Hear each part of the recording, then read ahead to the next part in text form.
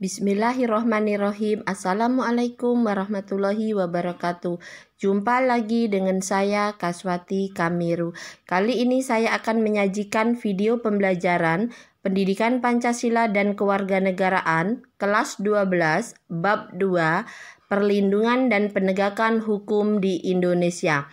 Bab 2 ini kita bagi menjadi 3 bagian. Yang pertama kita bahas di video kali ini adalah subbab A.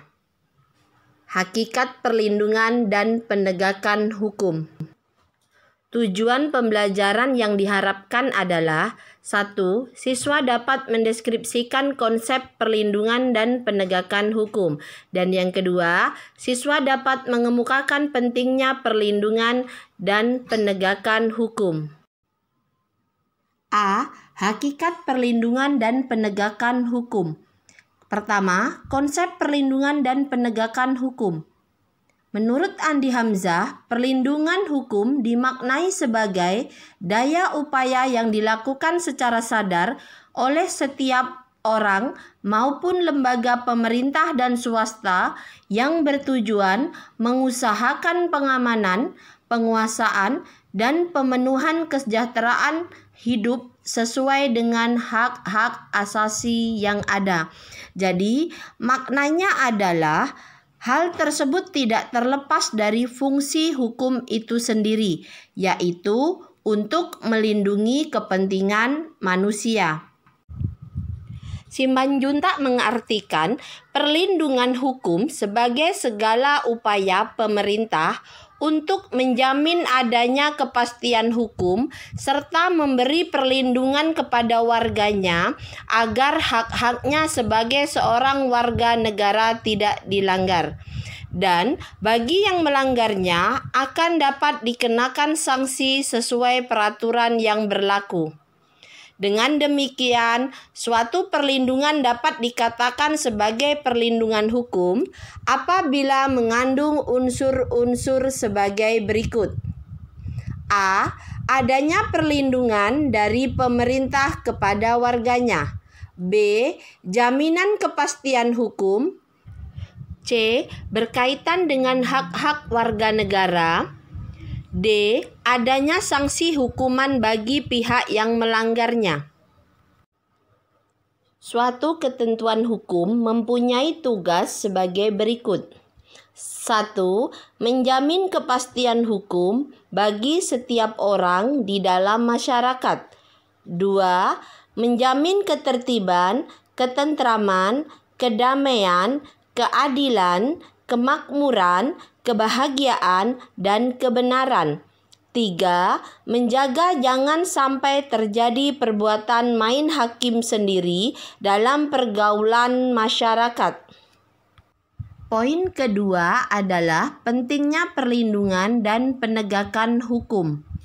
Perlindungan dan penegakan hukum sangat penting dilakukan karena dapat mewujudkan hal-hal berikut ini. Pertama, tegaknya supremasi hukum. Supremasi hukum bermakna bahwa hukum mempunyai kekuasaan mutlak dalam mengatur pergaulan manusia dalam berbagai macam kehidupan. Dengan kata lain, semua tindakan warga negara maupun pemerintahan selalu berlandaskan pada hukum yang berlaku. Tegaknya supremasi hukum tidak akan terwujud apabila aturan-aturan yang berlaku tidak ditegakkan baik oleh masyarakat maupun aparat penegak hukum. B. Tegaknya keadilan. Tujuan utama hukum adalah mewujudkan keadilan bagi setiap warga negara. Setiap warga negara dapat menikmati haknya dan melaksanakan kewajibannya merupakan wujud dari keadilan tersebut. Hal itu dapat terwujud apabila aturan-aturan ditegakkan. C. Mewujudkan perdamaian dalam kehidupan di masyarakat. Kehidupan yang diwarnai suasana yang damai merupakan harapan setiap orang.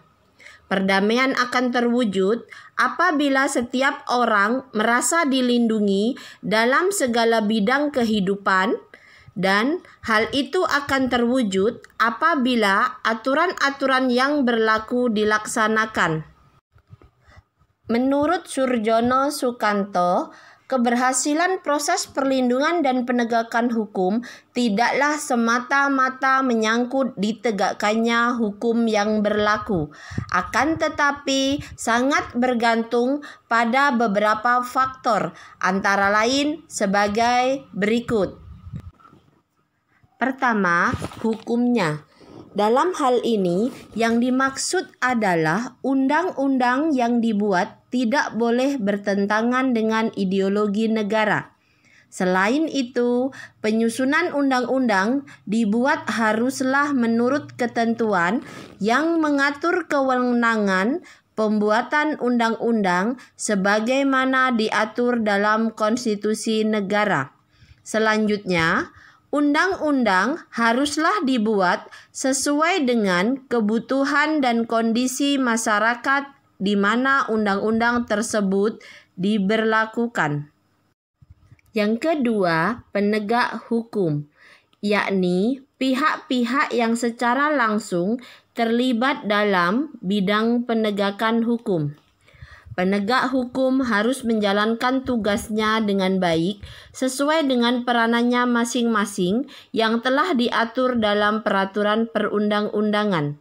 Menjalankan tugas tersebut dilakukan dengan mengutamakan keadilan dan profesionalisme sehingga menjadi panutan masyarakat serta dipercaya oleh semua pihak termasuk semua anggota masyarakat. Yang ketiga yaitu masyarakat, yakni masyarakat lingkungan di mana hukum tersebut berlaku atau diterapkan.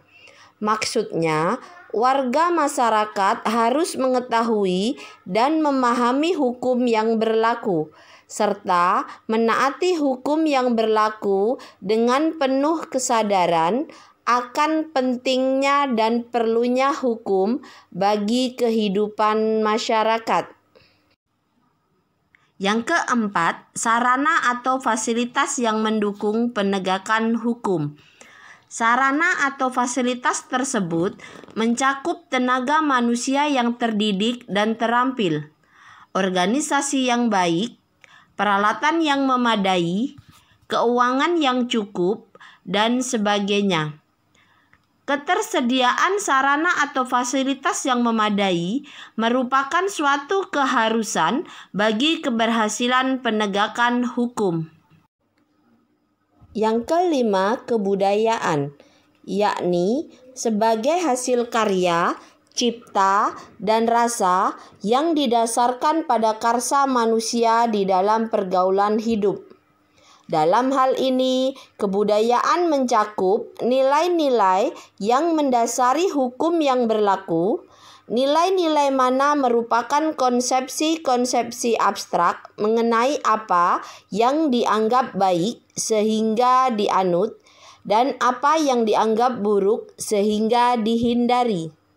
Semoga video pembelajaran kali ini bermanfaat untuk kalian semua. Jangan lupa like, komen, share, dan subscribe-nya, karena subscribe itu gratis. Berkat kalian, channel saya bisa berkembang. Assalamualaikum warahmatullahi wabarakatuh.